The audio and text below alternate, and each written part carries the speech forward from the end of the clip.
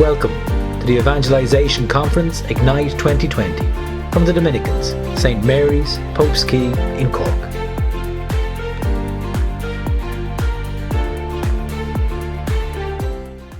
So, hello, Sister Beatrice. How are you?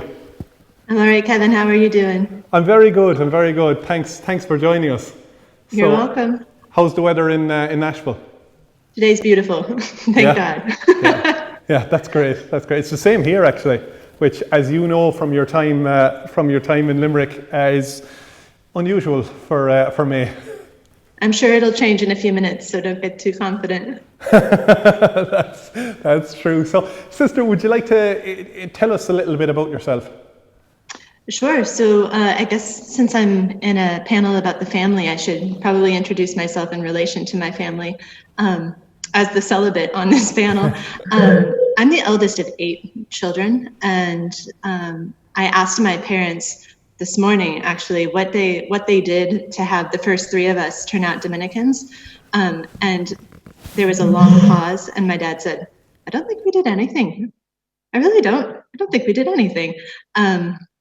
And so I grew up in a pretty nothing-doing family, I suppose, just very, very normal, and entered religious life, much to my own surprise and the surprise of my family, and then was followed into the Dominican order by my younger sister, and then eventually by my younger brother, who was ordained to the priesthood last May.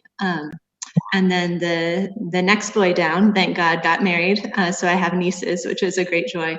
And then the next 4 are young and are still finding their path. But since entering the order, I've been surprised to find just how greatly my appreciation for the church and the teachings on the family has increased.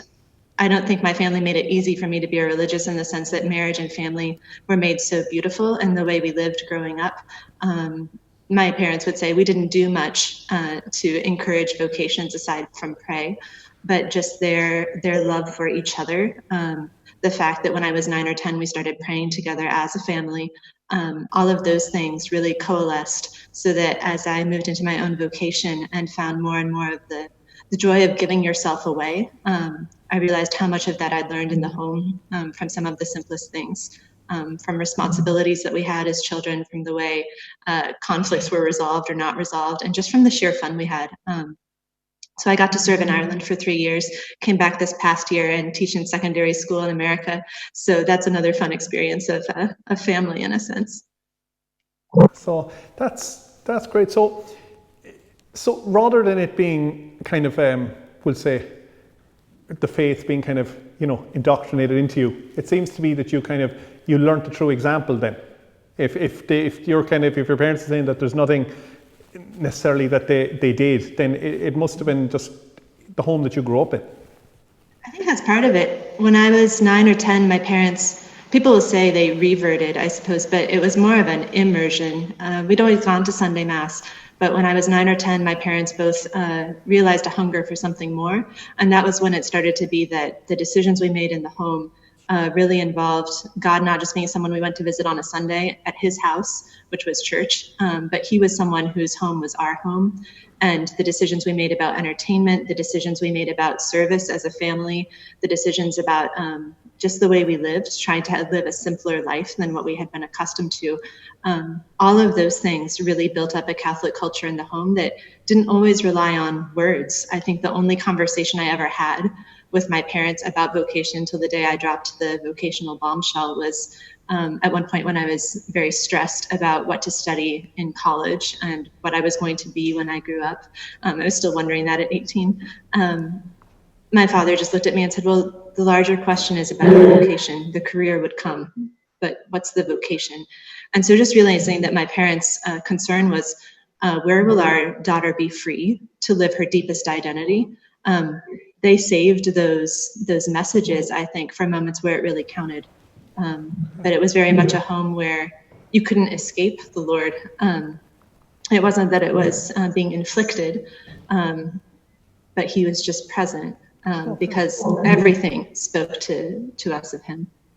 That's interesting when you say there about, your father speaking about the difference between the career and vocation, because perhaps we get a little bit, maybe we get a little bit caught up sometimes in what will my child be when we grow older. You know, I've a 2.5-year-old son, Michael, as you know, so yeah.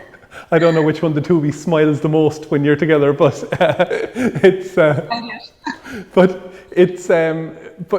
with that, I think that sometimes there is this kind of thing, oh, it's so funny because from the time Michael was no age at all, just crawling around, you know, it's like if he just picked up a little plastic hammer, you know, someone would say, oh, he'll be a carpenter when he's older, or, you know, what, it didn't matter, like, I mean, if he just poked at your tooth, someone would say, oh, he'll be a dentist when he's older.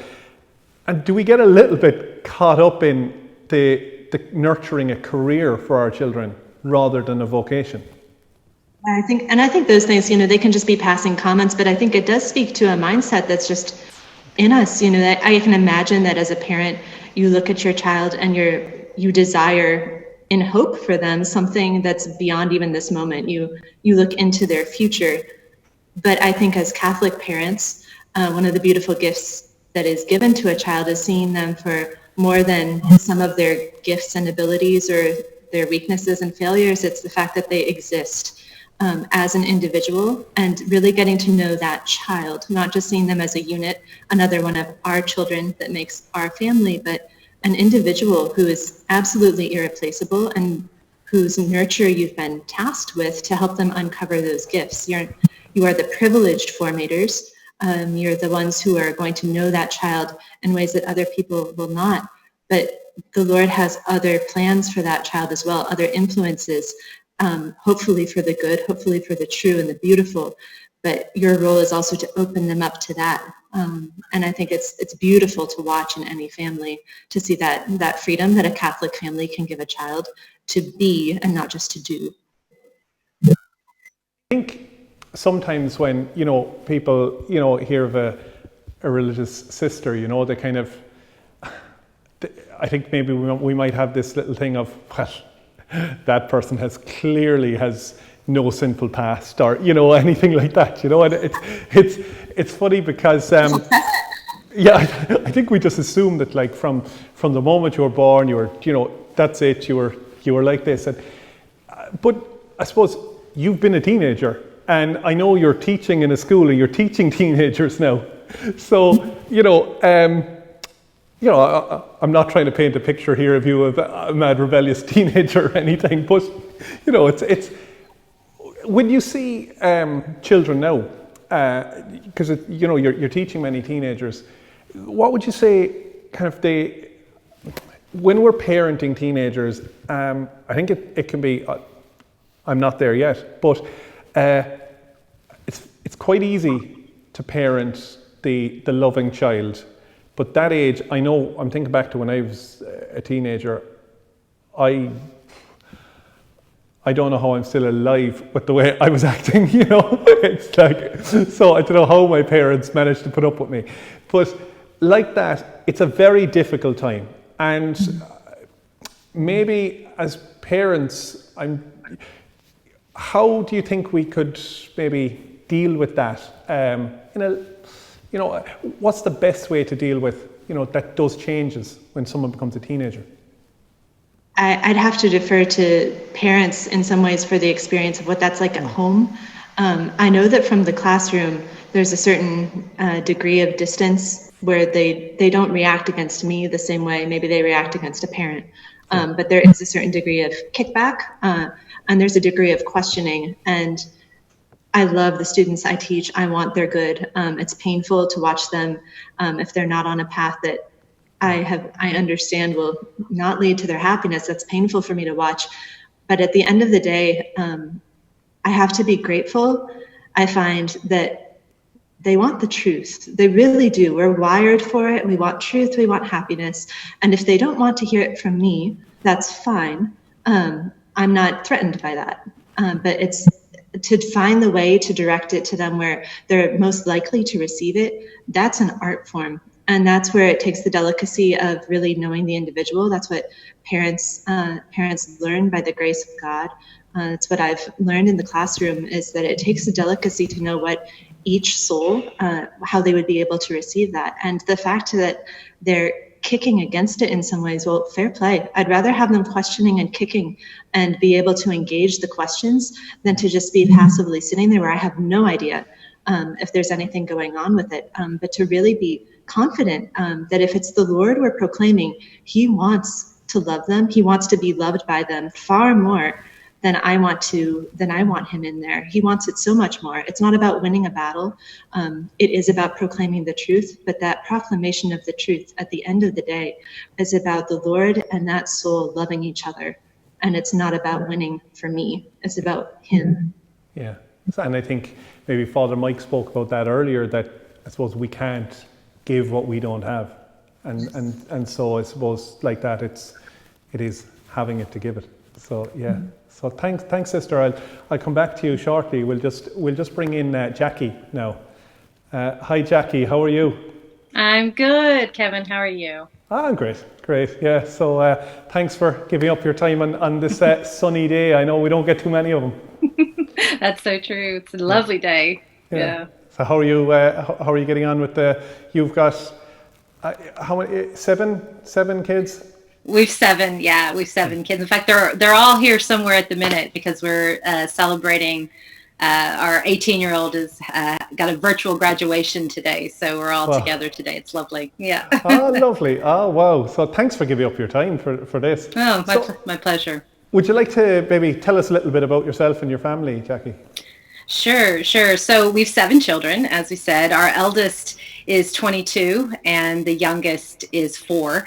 So they range in age down there. There's a nice big gap towards the end, though.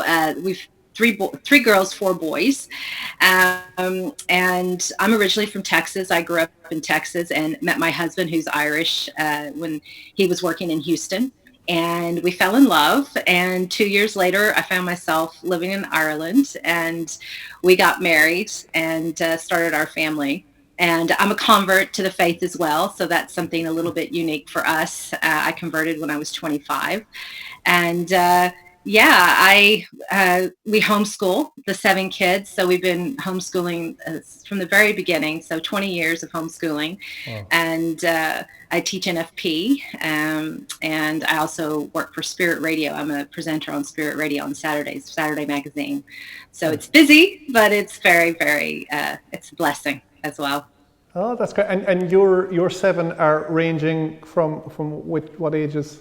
Oh, I knew you were going to ask that. So, okay, let me see if I can get this right. So the eldest is 22. She's 23. Like, see, they already got it wrong. She's 23. She's about to turn 24.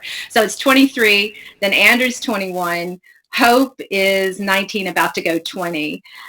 John just turned 18. Christopher's 14. Matthew is 12. And Joy is 4. So. Oh, wow. Yeah. And I imagine so she came along when the others were that little bit older. So I imagine she brought a lot of joy, She did. She did. And she still does. She's amazing. She keeps us all going. It's wonderful. Great. Yeah, it's been a real blessing. Yeah.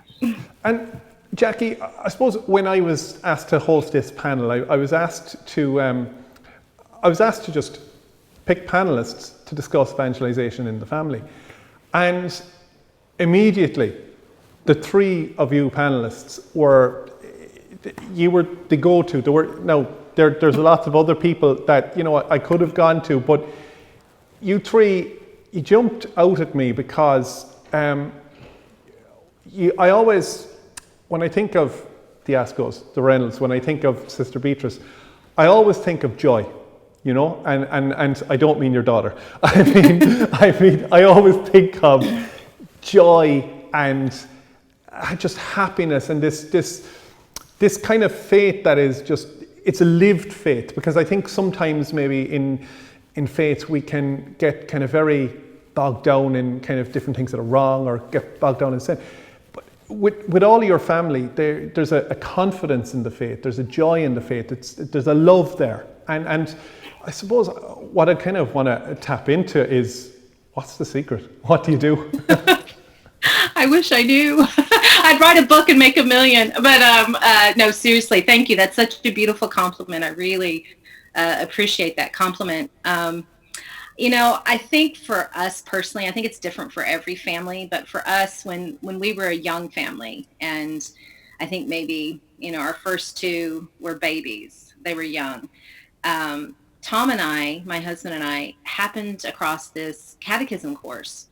And well, actually, it was a parenting course, I should say. I was going to this parenting course, and it was a wonderful course offered by Opus Dei. It was a 2-year course. And when we got to the end of the 2-year course, it started off with like 100 parents in it. I think it dwindled to, I think maybe 5 of us were there the last night. It really dwindled. But I'll never forget what the lady said to me. She said, the teacher of the course said, if you've learned nothing from me in these 2 years, I want you to know this. She said, you don't have to have all the answers for your children, but you need to know your catechism. If you don't know your catechism, you won't know where to go for answers when they start questioning you when they're in their teens. And so I came home and I said to Tom, look, we're in a lot of trouble because we don't know our catechism at all. Like, I didn't know it well at all. I knew it better than he did, and he didn't know. We were like, what are we going to do? So we found a catechism course. The Legionaries of Christ were offering a catechism course, and it was an amazing course. And I'd really say that that's where things took off for us as a family, where we started to understand our faith in a deeper way. And, you can't pass on what you don't know. And so as we were learning about our faith, we were passing that on to our kids over the year. And that's what we've tried to do. Over the years, we've just tried to pass on a love for the faith. And it's difficult because, as parents, you have to know when to hit the accelerator and when to hit the brake and to keep it in balance. But, it starts from the time you conceive them. By the time they're in your womb and they're growing, you're loving them. And when they're born, you're providing their needs and you're loving them. And you're hoping that love that you give your children, they will grow to understand that love comes from God, that God is the source of love. And when they have that in their foundation, that they are worthy of love, they are worthy of God's love, that I think that's where you get a really strong foundation as a person. And that's where things start to bloom and blossom. And I think it's very important to bring your children, to show them beautiful things, show them the beauty of the faith, show them the faith in art and in music, and in the beautiful things will lead them to goodness, and the goodness then will lead them to the truth, and the truth is what we were made for. The truth is what sets us free, and that's been our goal as parents, is to lead them, to expose them to beauty, to goodness, and the truth, and to let God and the Holy Spirit take over and do the rest. I've often said to people, because people say, well, how do you do this? As parents, I think like we're setting the kindling. I mean, this is Pentecost weekend, right? Yeah. So I think it's a really good visual. As parents, we're setting the kindling for the fire, for our children, for their souls. And we set the kindling, and then the Holy Spirit comes in one day and catches it on fire. And that fire then starts to burn inside of them. But you can put all these things into their heads, and, but until it catches into their heart, it doesn't have much effect for them. But it's when you set that kindling for them when they're little, and as they're growing up, and you just pray that the Holy Spirit will, through Youth 2000 or Pure in Heart or Camp Veritas or the many beautiful things that are out there in Ireland for evangelization, you pray that those programs will come along, and one of them or two of them or multiple of them will catch that fire. Yeah. And I think that's great, because I suppose, at times we can get very caught up in the reduced numbers in churches and, church staff. And I think we can get very caught up in that and we can get negative, quite easily. But I suppose one of the things that has happened in response to all of this are all of these things that are out there now, like you've just mentioned. And I think that there's probably a lot more out there for faith formation for us, which, it's fantastic. And I know, like in St. Mary's here, they run, there's something nearly every night in faith formation, and I know it's not just here, it's in many places around the country, and it's great. And what your story seems to highlight the importance of that faith formation for parents as well. It's very important because you can't teach what you don't know. And God wants our hearts. He wants to evangelize our whole families. And that's how the families evangelize. That's how it happens. The parents get it, they start to grow in it and understand it, and then they pass it on to their children. And then you have a whole family who's being evangelized, and it's very beautiful. And there are a lot of green shoots. People do talk about those reduced numbers. That never has bothered me, because I look to my left, I look to my right, I look behind me, and I see all these green shoots coming up around me, these young families on fire for the Lord, in love with their faith, their Catholic faith. And I go, wow, look what the Lord is doing. It's not as dry as people think. There is growth. Yeah, that's great. And so you've raised teenagers, and so it's like with that, there's, I'm sure, like any household, there's been the different things. There's been probably a little bit of rebellion at times, different things. So small bit. So yeah, we won't ask you to name which one, but like that, I suppose, would you kind of say that if you know the reasons behind teachings, you can get that across. Whereas if you only know the teachings, then you're only giving a set of rules. Yeah, I mean, it's almost a prayer of mine to catch them I pray to God, God, if something is going to be a stumbling block for my child, please help me catch them doing it. Let me catch it. Let me find out. Don't spare me. Let me find out now, so that we can work on this and build the virtue that's lacking. And I think that's really important. When kids do things, I mean, we all have our moments, don't we? Even when we're grown up, we have our moments. And it's those moments, I think, that God can really work in us. And kids never want to hear, do that because I say so. They want to hear why, why should I not do this? Or why should I do that? Don't tell me just because you tell me why. And I think they deserve that. They deserve to know why. And yeah, it does come back to the faith, and it comes to, putting good materials in front of them, sending them off to good camps and to good retreats and things that are happening in the community. Because that's so very important. We love in our house, we love Jason Everett, we love Father Mike Schmidt, we love Chris Stepanek. I mean, there's a whole list of them. We just love these guys because they have brought so much good material into our home, things that these guys have written, their videos. They've been real inspiring for our kids, and I think they've inspired our kids to stand in that gap and maybe be the next generation that brings those kinds of evangelization things forward. And that's exciting. That's really, that's when you just get on your knees and you thank God for the grace and the blessings that he gives. Because, as parents, it's just hard. You don't know. You hope you're doing it somewhat right. But one of my prayers has always been I mess up as a mom so much of the time. I want to tell other moms out there, I probably get it wrong 80% of the time, and maybe I'm getting it right about 20% of the time. And when I mess up, when I get that 80% of the time that I feel like I really missed the mark, I go to prayer and I say to Holy Mary, look, I'm not perfect. You're immaculate. I'm not. You stand in the gaps for me, please. And mother my children when I fail. I have she I don't know what I'd do without her because I really do think she has many, many times gone in and repaired things that maybe I said wrong or did wrong. And, faith, I don't know how people do this. I don't know how people raise teenagers in this climate that we're in without their faith. I just don't know how they do it.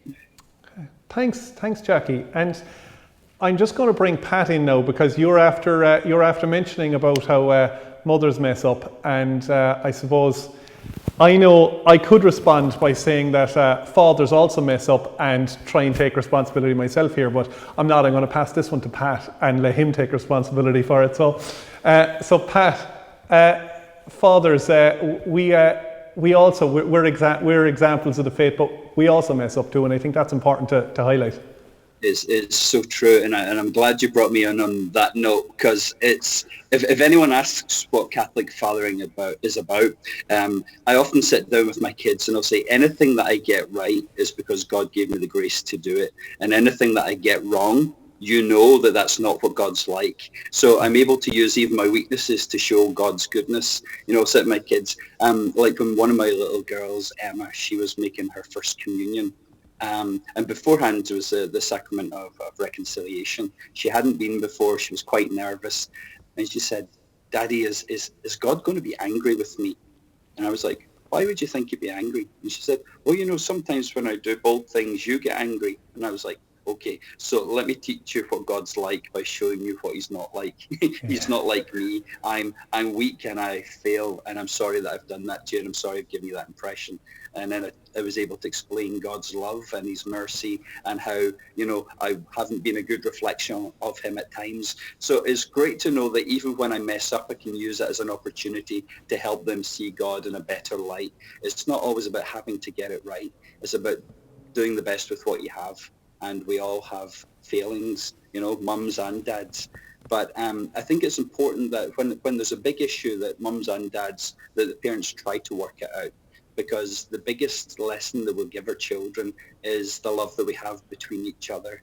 You know, that's the gospel that we share with them, is how we respect each other, how we love each other. More than any words. I mean, you can sit down and teach the catechism every night, but if you're killing each other all day, every day, you're kind of counter-witnessing what you're trying to teach them.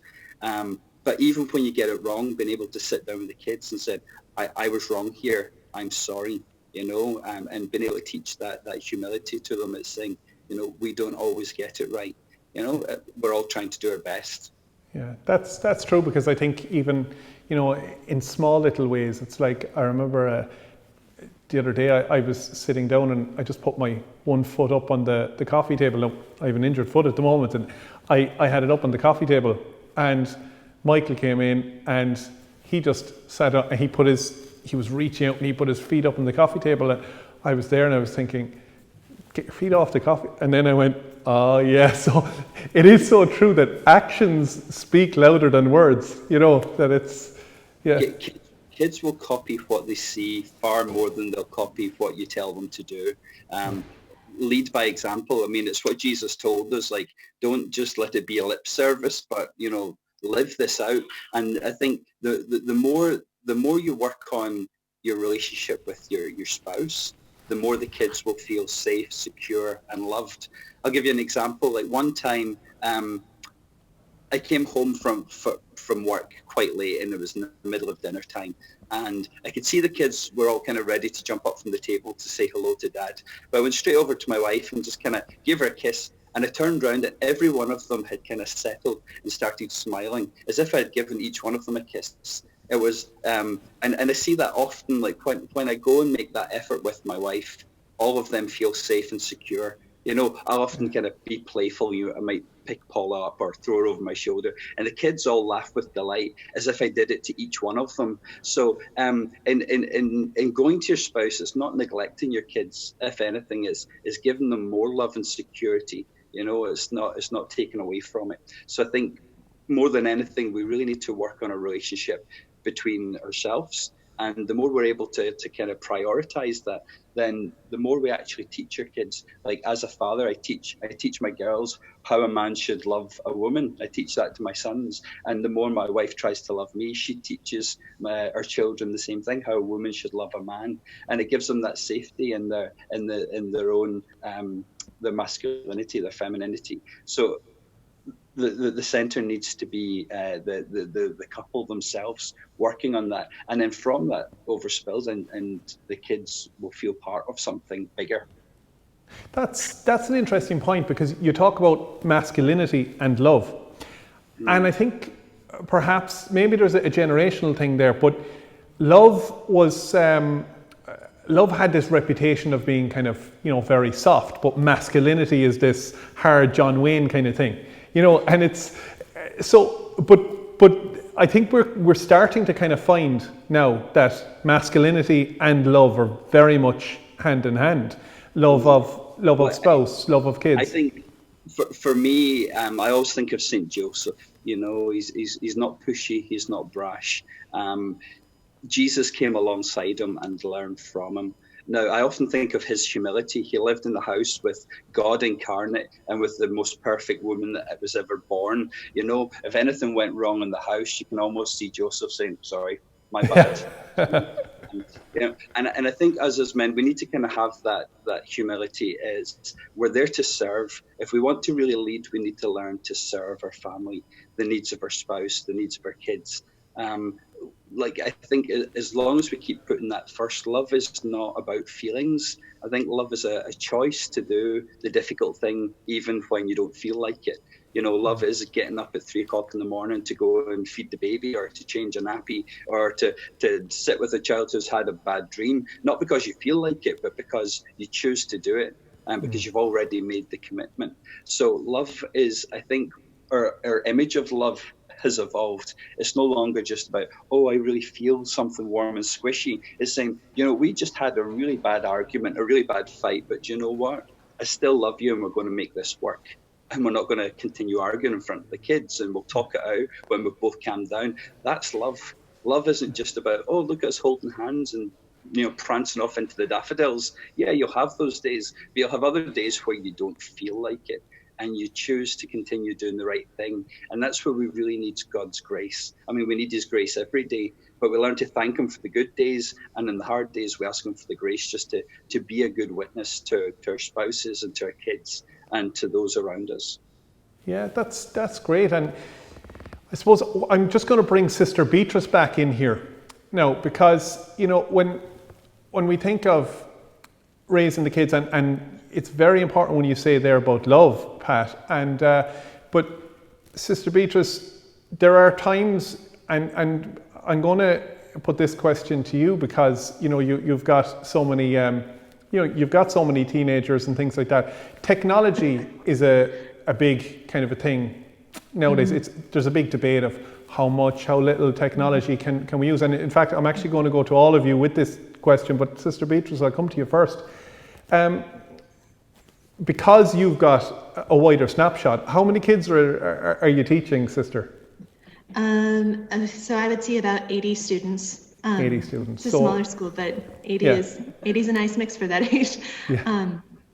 And I don't have the authority over their technology use. Yeah. So with some families, I'm completely like, if I had a child, that's what I'd be doing. And with others, it really isn't. So there are things within education that I can provide as general principles, but in terms of supporting what families are doing, it's a delicate balance again. But there are certain principles, such as the dignity of every person, what befits your dignity as one communicating, the dignity of the person on the other end of your device, the kinds of media that you're consuming. There are things that do not befit your dignity, just hands down. And to really be, going back to what Jackie said earlier, something that struck me so much was that you are worthy of love.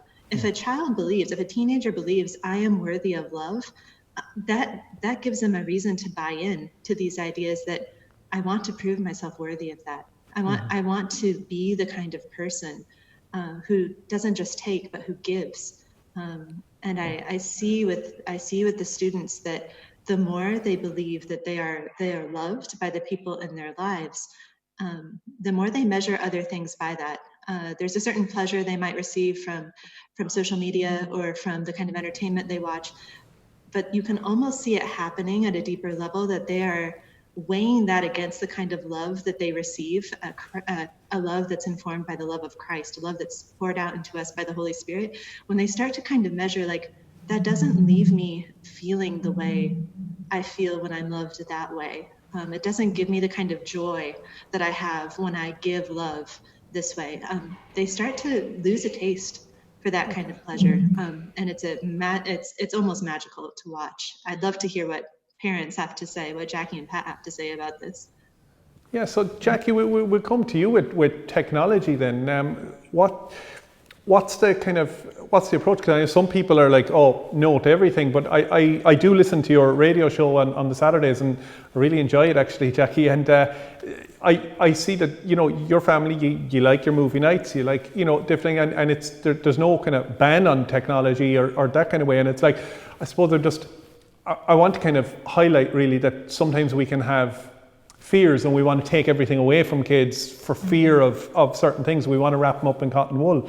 But what's your experience kind of parenting through this?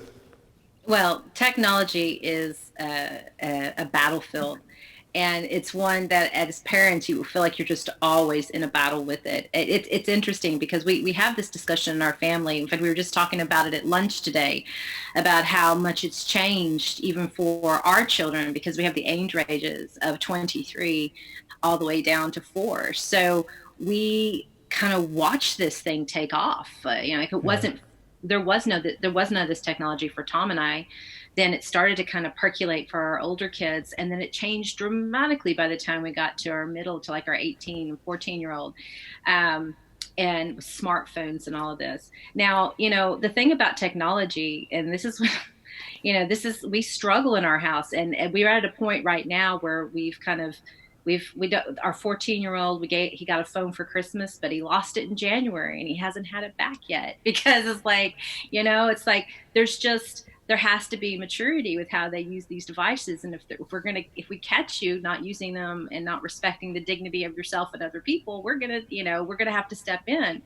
And it is a battle. But I think the one thing that I think I would share with parents that I think is essential in this battle with technology is that you have to just talk to your kids about everything, be really upfront and clear about things, because you think, well, I'll take it off them, they won't have it, but they go out, other people have it, they get exposed to things. So it's like what Sister's saying, you have to have those conversations about respect and dignity for the human person. You have to have those tough conversations about pornography.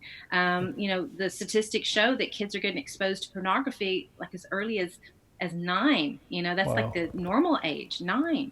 So, there's a book that a friend recommended for us, and we really like it. It's called Good Pictures, Bad Pictures. And there's like a 5-step, 5 steps of how to keep your kids safe online, and how they should behave if they see things, what they should do, what steps should they take. So I think those kind of conversations are really prudent for parents to be having with their children. And I also tell my children, look, your brain doesn't fully develop in the frontal lobe till you're 25. And so mom and dad have to look around the corners for you, because you don't understand consequences for actions. Your brain's just not wired for it yet. And we have this little thing in our house where when somebody does something, when a teenager does something, we just kind of go, yeah, remember this? Yeah, not fully formed. All right. So we're going to have to step in for you. We're going to have to make these decisions. And I know they're tough, and I know you're upset with us right now, but here we go. So that's how we've managed in our house. We've done all kinds of things, but, dealing with routers, dealing with the technology. And then we just realized, what, we're just going to have to keep having these conversations, because even if we do all we can physically to make sure this stuff is not coming into the house, it doesn't mean they aren't seeing it when they go out of the house. And it's always a battle. It's not one you can ever set on the shelf and say, oh, we dealt with that, we're done with that one now. It's a constant conversation. Yeah. Wow. Yeah. No, that's great. And I think that maybe like what you're saying there is you're treating your kids as grown-ups by explaining things, but sometimes we think that maybe treating kids as grown-ups means allowing them to do everything or allowing them to do whatever they want. But your approach of treating kids like grown-ups seems to be explaining to them why you're making the decisions, because they're just not capable of making a good decision, and that's not their fault. It's just it's just their development, and it goes back to what I said earlier. I don't think it's ever satisfying for a child to hear, because I say so. I'm your parent, and because I say so. Nobody likes to hear that. I didn't like hearing that when I was a kid. So, I try to remember that with my kids, and I try to remember to give the reason behind why we're making these tough decisions. And when it comes to evangelizing, then I guess it's pretty much the same thing, that if we're just saying like, because I say so, or because the church says so, or because this is wrong, and like you're saying with the faith formation, if we don't have that behind it, then we can't have if we don't know it, then we can't. When the child says why, all we can say is because I say so, or because the church says so, or because it's wrong. It's good to have the information, know where to go, know where to go in the catechism, know where to go, know who those people are that are online that are pumping out good stuff, and utilize it. That's great. And Pat, I'll bring you back in now on the technology kind of thing. So because obviously we know there's so many dangers to technology, and so sorry, Pat, I never asked you to introduce yourself to the audience. So you have... I just assume that everybody knows me. That's it. That's what we're assuming. But do you know what? The last time I spoke to you a couple of weeks ago, Pat, you had 8 children. I'm assuming it's still 8, but every time I talk to you, Pat, there seems to be another one. So well, yes. Well, we had number 8 just 5.5 weeks ago, nearly 6 weeks ago. So my kids go from teens right down to newly born. So that's the stage that we are working with. My background is I was born and raised as an Irish Catholic in Scotland. My dad gave us the Irish side and my mum gave us the Catholic part. So we grew up in this kind of little bubble, but it kind of burst when I hit my teens, and a lot of it was just, I didn't really have answers from my faith. I believed in God, but didn't really understand it. And I seemed to be the only person who was trying to practice. So I didn't have any support in my faith. And as a teen, I felt I had to make a choice between friends or faith. And it was sad that was the only options that were there, because if I could have had both, I would have chosen it. And it's been on my heart for a long time. So I fell away from the faith, got back in my 20s, and it's when I found other young people who were actually practicing through Youth 2000 and other great organizations. Now I'm part of Holy Family Mission, and we help to train young people. We take young people who are interested in their faith, and we try to create that environment where it's just conducive to growing in your faith. We find that 90% of it, like parenting, is just creating the right environment. When you create a prayerful environment where God is welcome, people just grow naturally. It's like if you put a seed into the right soil and the right environment, it just grows. You don't have to stand over and watch it. It just kind of happens. But you do need to make sure that the environment's right. And for us in our family, as well as in Holy Family Mission, we provide the prayer, the sacraments, the information, and the formation. And for me, even when it comes to the media, the way we try to use it in Holy Family as at home is we have that stuff there, but we try to teach them to use it responsibly. I don't think cotton wooling people is helpful, because when they go into the big wide world, they don't have the tools. They're not equipped to fight the battle that's in front of them. It's like I remember watching a movie years ago where there was a samurai and he taught his son how to fight, and his son wanted to fight with him at every single opportunity, and he kept saying, "You're not ready, you're not ready." And then one day when he was ready, he let him out and they fought together. But if he'd let him out before that, it would have been really irresponsible, because he wasn't ready. And I think in the same way, providing that environment is like, we've got to be careful what we put there for our kids. You don't cotton wool them, but don't give them more than they're ready for. And I know you said we treat them like adults. No, we give them what they're ready for at that age. Like when my kids were very small, we talked about how babies came into the world, but I didn't need to go into every detail. We talked about special mummy and daddy hug, and and then as they get older, there's a little seeds, and like as they get older, it's age appropriate until you can talk about the whole mechanics of it and they understand their bodies, but it's done in a way that doesn't scandalize them or make them too curious about something they shouldn't be. But the reality is, as you said, kids are being exposed to it at younger and younger ages. We have teens and right down. We don't have mobile phones that they own, because if they want to contact anyone, they can use our phones. But as we go up, I'll make sure we have the kind of software that is able to help them be responsible. But we try to always keep communications open so that we can talk about these difficult things. And I remember when my son was about 8 or 9, he was about 9, he was out playing with some friends, and he came in very upset, and I asked what was wrong, and he didn't want to talk about it. And I just knew he wasn't ready yet. But before he went to bed, we sat down and we had kind of daddy time. After prayers, we sat and just kind of talked. And there we lay just beside each other on the bed. And he said, some of the boys were looking at things on their phone. And he said, and it really didn't make me feel very nice. So I just asked, what did you do? He said, well, I looked and I felt really shocked. And he said, and I'm quite upset. And he said, so I just walked away. And I said, well done. I said, well done, you respected those people's dignity even when they didn't themselves. And then he asked a really interesting question. He said, why did they do that? And I said, well, boys are curious. Maybe someone didn't tell them about dignity. And he said, no, not the boys. He said, the people in the video, why did they do that? And I said, because many people don't understand their dignity. And I said, and that's why it's even more important for us to show them their dignity.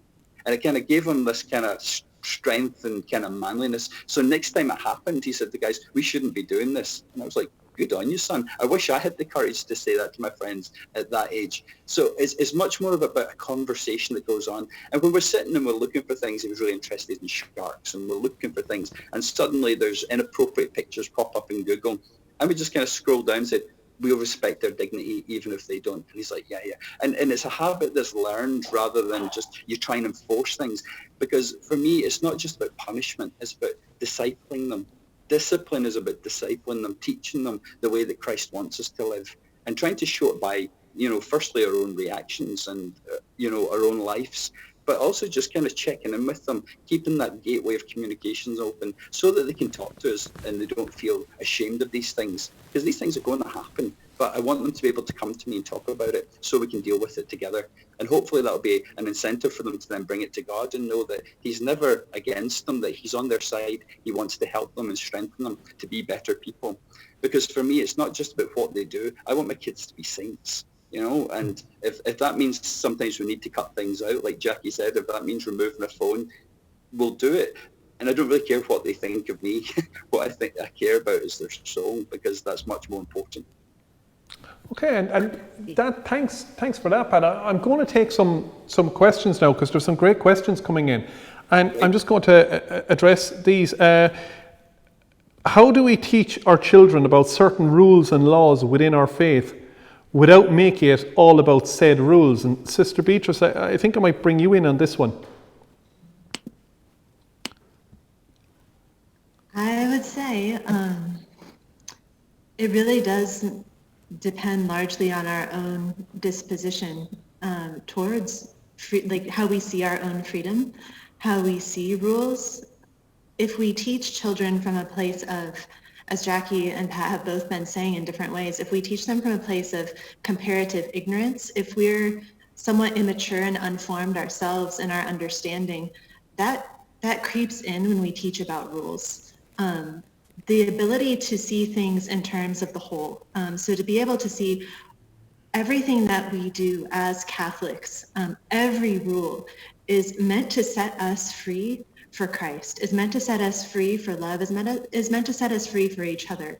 And so if we can model that in the way our families function, so Pat's example about greeting his wife first and showing love to her, not fighting with her in front of the children, those things model a freedom for the other that says, I have freely chosen to give the gift of myself to this person, and she has my heart and she has my trust, and vice versa. That kind of relationship then bespeaks the relationship we have with God and with his church, with his bride. So then we start to trust the church as a mother. I think that's one of the great disservices that's been done in the way we talk about rules. And I'm putting quotes around rules just for this moment. I believe in rules. But the church as a mother, a disservice is to talk about the church as an institution and not as a dynamic organism, as the body of Christ. So when we see the church as a mother and we take out any broken experiences we've had with our own mothers or with mother figures, just take those and think of Our Lady and think of the church as that kind of mother who in her wisdom desires our freedom for the bridegroom. Then we can really dig into those rules. So that would be how I would just kind of give the principles for teaching about rules as the background, and then I would defer to the actual parents on this panel for the application of how that happens. Okay. Thanks very much, Sister. I am going now. This question, I can't decide whether to hand this question to Jackie or to Pat, because the question is about husbands. And I'm just thinking, if we go to Jackie, we're talking about the other. Pat is a husband, and I know as a husband that, the person who knows us best is our wife, so not ourselves. So I'll go to Jackie. How to evangelize men in particular, maybe especially husbands who are good men but are resistant to going further in the faith? Thank you. Okay. So, I was, the thing that pops into my mind when you ask that question is I was watching a movie. Now, I can't remember the movie now, but it was about a woman. A woman was praying for somebody. I can't remember the details, but her prayer was, Lord, take away his heart of stone and give him a heart of flesh for you. And I think, we just can never underestimate the power of prayer. Prayer is so, so important. And also, just so be praying for, if there's somebody in your life, whether it's your husband or your kids or your friends or other family members or anybody, if you're wanting to evangelize and you're wanting to lead them to Christ, it's about praying for them. And then it's about communication. It's about communicating with them, keeping lines of communication open and loving them and leading by example. Going to them in humility, letting them know when you're sorry if you've done something wrong, and letting them know that you love them and that they're worthy of love. And, those conversations are really important to have. And I think I think oftentimes people are led to Christ through the actions of others that they see. When they see something genuine, when they see truth, they go, yeah, that's true. She really is trying, that person is living a life that she's striving for something there. And I think that can be really, really inspiring. The sacraments, frequenting the sacraments are important as well. Because I'm thinking there of like my wife, Maura, who is just a saint, and that's the great duty I'm doing. By every day that she lives with me, she is just becoming more and more saintly with her patience. But what I would say is, as a man, we don't like to hear, I'm not speaking for all men, I'm speaking for myself, but I know it's quite typical. We don't always like our wives to be right when it means that we're wrong. You know what I mean? Nobody likes that. Yeah, we like our wives to agree with us. That's when she's right and I'm right. But so I think like that maybe, and yet there can be this urgency to want to evangelize someone, and so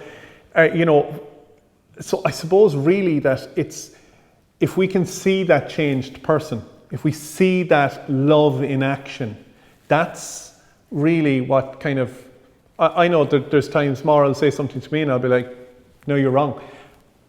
She's right. But it's over time those words kind of seep in, and I come back, and I don't like to say, yeah, you were right. I might just, start to kind of, try out what she said, and then I'll come back and say, yeah. Well, yeah. I remember in our marriage prep, the couple who were preparing us for marriage said something to Tom and I that I thought was incredibly unromantic. But boy, was it true. In hindsight, it was very true. And they said, you realize Tom and yourself are going to be each other's sandpaper. And I was like, sandpaper? How awful. Like, I don't. Okay, I think we may have just a little technical issue there with Jackie. So when Jackie comes back, we'll go back to Jackie. So we're just going to go to Pat. Pat, can you hear me? I can indeed, yes. Okay, so Pat, I'm just going to ask, children are very influenced by their peer groups, which today can be a very negative influence. How can parents manage that without isolating their children from their peers? I think you can't take away things without providing something positive, because we can't grow in a vacuum. Our faith isn't lived in a vacuum. And I think it's really important to surround yourself with good people, because as I said, 90% of what we do as Catholics is trying to create the right environment. So you need to be around people of faith. If you're a family on your own, try and find family events. And if there aren't any, start one, create one, find other families who are like-minded and invest in building relationships with them. If you've got family members, great. If you don't, find other people. Do it at your churches, through the different organizations. But as parents and as a couple, we have an onus on us to find other believers. We can't do it on our own. I mean, the first thing that God said in the Bible that wasn't good, he said, it isn't good that man be alone. And I don't think it's good that a family lives on their own either. We've got to be part of a bigger structure, a bigger society. So community is so important. Like, I think men need to support each other, women need to support each other, but children especially. Like, my kids often thought they were weird because other families didn't think like we did, until we started having our family day at Holy Family Mission every month. And they'd meet with other families who prayed, who believed in God, who didn't mind going to Mass, who liked talking about the saints, and suddenly they felt at home. So we do what we can to invest in those relationships. Even if it's over Skype or, Zoom, it's really important that we invest in those relationships for our children's sake. And is there a kind of a danger then at times though, and I agree with what you're saying, but can there be a danger where we can maybe want to shy away from the world, and instead of going out to be a part of the world, we can create a little Catholic network and a Catholic group and cut ourselves off from everyone else? So how can we balance that and get interact with our peers? It's a really important point, and it's where prayer comes into it. Like, we've got to back in. Oh, sorry. Well, so take the time to really pray. Where are my children at, and what are they capable of at this stage in their development? Like, some of my older children, I'd be very happy to send them off to different camps and whatever. I know they've got a good solid formation, and some of the younger ones are a bit too influential. So I'm even careful about what they watch, because their behaviour changes. They're just at different stages of development. So it's important we know each of our children, what they need. And I'm not saying we should shy away from friendships with people who don't have faith or isn't as strong. In fact, that's part of their mission, is to go and share the faith by living it. But we do need to also make sure that they, as people, are being fed. And this is one of the factors I think is really missing in many families, the parents as well as the children, that they themselves are not getting good, wholesome and holy friendships to grow in their faith. Because if we aren't being fed, then eventually we become depleted, and it becomes very difficult to live our faith. But I think when you get lots of little embers and push them together, suddenly you have this little flame that is then able to go out and be shared more fully with others. So it can't all be give or eventually become drained. And it can't all be receive or eventually become stagnant. So it's finding that balance. And I think only through prayer, through discussion with your spouse and really praying about your children, where are they at and what are they able for? But I think that's the parents' duty. We can't just take it for granted. We need to make a special effort, especially in these times when things are so against us. And Sister, I'll bring you back in now. Sister, do you have any advice on how a younger family member could evangelize family members of an older generation who were raised in the faith and have now fallen away? That is a great question. I think that sometimes we take for granted that when we talk about faith, we're speaking out of the same experiences.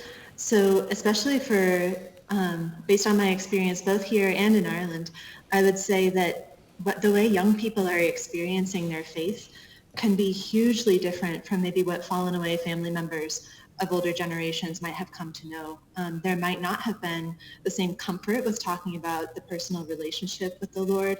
There might not have been the sense of friendship found with others who share that faith. So I think that coming out of that experience to have the joy and freedom of expressing what they've found is extremely, it gives it credibility, because it starts to open up this possibility of, as Father Mike said earlier, it's not just about the rules, it's about the relationship. And when you believe in the relationship and you see the joy and freedom that comes from really believing in your identity as a son of God, as a daughter of God, as one who has these brothers and sisters in Christ, that's shocking, especially considering the number of opportunities that are open to younger people, to the things that they have. I found that myself in my own family. My family of origin, we would be the only ones who are really practicing our faith regularly. So my parents' siblings are in various places with their faith. Some of them are practicing, others are very much not. And so that dynamic of looking at their nieces, nephews, choosing Christ and choosing fidelity to the church is mind-blowing to them in some ways, because it goes against the grain of many things the culture is offering. So for younger family members to be evangelizing older family members, to be confident that God has raised you up for now, to be confident that in his plan you are of this generation and of this time period, and that in some way these generations are supposed to speak to each other, and that you are in that family for its sanctification. You're not alone. You're the product of a marriage. What a beautiful thing. And a Catholic marriage that is a sacrament. Spouses who are never, ever alone, who have Christ at the heart of their marriage. those things cannot be taken for granted as a source of power. And so getting to know the faith so that then that relationship and that sense of mission can be lived out. It's great to have the sense of mission. It's great to have the relationship, but there needs to be that confidence, as Jackie has said earlier, that I know where to go, where to look. If I'm challenged by an older family member, there's a power play in terms of I know more, I'm older, I've got more education, to have the humility to say, I don't have the answer, I know where I could look, and then to be bold, knowing that Christ has laid this truth in your heart and that it's going to bear fruit. It's going to bear fruit even if this conversation doesn't seem very comfortable. Yeah, thanks, sister. So we're taking questions from YouTube Live, but Shalom are also broadcasting this today. So we have a question from a Shalom viewer, and I'm going to address this to Jackie. Now, I know you had a conversion before your marriage, but you may be able to help in this situation. In a mixed marriage, how can one evangelize without endangering the marriage bond?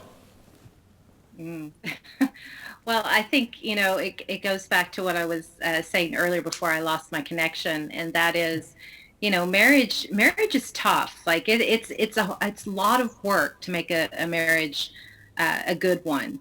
And we often are each other's sandpaper. We're there to get each other to heaven, to make saints of each other. And sometimes that's difficult. And I think, when you're in a situation where you're coming from different faith backgrounds, I know that it's got to be very important to respect each other and to grow in that love with each other, and just to love each other, because Christ is, calls us to love, and never so much so as in marriage, particularly when we're raising a family and we've got children there that are watching and learning from us by what we do. Like we all know children they're like little sponges. They pick up everything, and they pick up on mom and dad. And if mom and dad's relationship is strong, then the children feel a firm foundation. And if when our relationship is struggling as husband and wife, as parent, when we're struggling in our marriage relationship, our children also feel that, and it makes them feel unstable. So I think it's really important, for as much as possible, for mom and dad to stand unified, particularly on important issues. And I think, that's when the family thrives, really. And so I suppose maybe so often we concentrate on maybe trying to change our spouse, and think, whereas if we can continue to love our spouse and love as Mother Teresa says, love until it hurts, then that love can actually draw someone closer to us and to find the source of that love. It's so true. And isn't it funny how the thing that sometimes attracts us most to our spouse in the beginning can be the thing that drives us mental when we're married, 10, 20 years, or like, why do you always do this? But, I used to love that about me. Well, it drives me, it drives me crazy now. It's funny. And I think, God has a good sense of humor, and in marriage, you have to have a good sense of humor, and you have to be able to forgive one another when you offend each other. Like one of the things we do as a family is we go to Mass together. We go to Mass together, of course, when we can. And of course, we're in lockdown at the moment. We're not going anywhere. But I was going to say confession. We try to go to confession together as a family.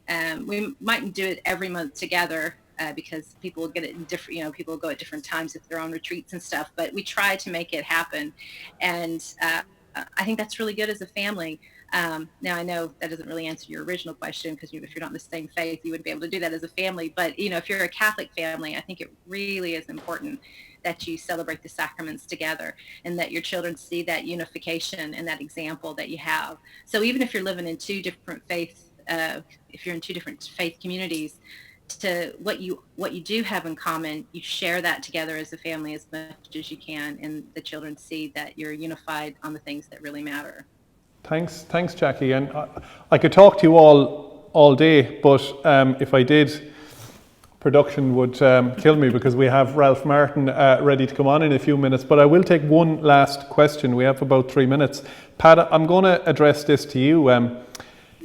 How do parents manage their children's participation in sports, music groups, and a host of other extracurricular activities, which occupy so many evenings of the week and many Sunday mornings, and often obstruct regular family life, especially prayer life? I again, I think parents really need to pray about what's necessary. Like sometimes these sports and things are really necessary for building relationship or for exercise or for different things. But I think you need to just prioritize. Is your family and is your faith at the top of that pyramid? You know, it should be God, your family, you know, then the other stuff. Yeah, not the other way around. And when these things start to take priority, you need to just sit down and take note and discuss it as a couple. Discuss it with your children. Are there certain extracurricular activities that need to be dropped or maybe not done so often? I think some people feel such an obligation to do so many things that they don't get around to just having family time, spending time with your children, because that time passes so quickly. I mean, Jackie, your oldest is getting married soon. Like, I remember Katie when she was just a little, like, time flies. You gotta spend that time with your children and stop making excuses that there's so much happening. You gotta prioritize, put your faith as part of it. But I think also some people put their faith in such a place that they forget to spend time with their family. I remember hearing a talk by Scott Hahn and his wife Kimberly, and she said her dad was great for getting the prayer in, but her mum used to stop him and said, "You've got another prayer time, but have you had any play time?" You know, it's like, do you know your children? Are you entering into prayer time where it's like, you have to pray the rosary now? Or are you coming in where you know your children, what they want and what they need? And Padre Pio said something that has always challenged me, but it's my final words. He said, a woman came and said, "I can't get my kids to pray." And he said, "Do you eat together?" And she said, "What do you mean?" He said, "If you don't share a meal together and you have no relationship, how can you pray together?" Wow. And that really challenged me as a father. I need to make time for my family. This is a sacrament with my wife and with my children, and I need to live that and then put the prayer into it to help us get to heaven. Wow. Thank you so much. Pat, Sister Beatrice, Jackie, thank you so much. I really could talk to you for so much longer. The time flew. So thanks everyone for your questions. Thanks to our panelists. And we're just going to go to a short little video now, and afterwards I'll be back here with Mary, and Ralph Martin will be on then shortly. Thank you.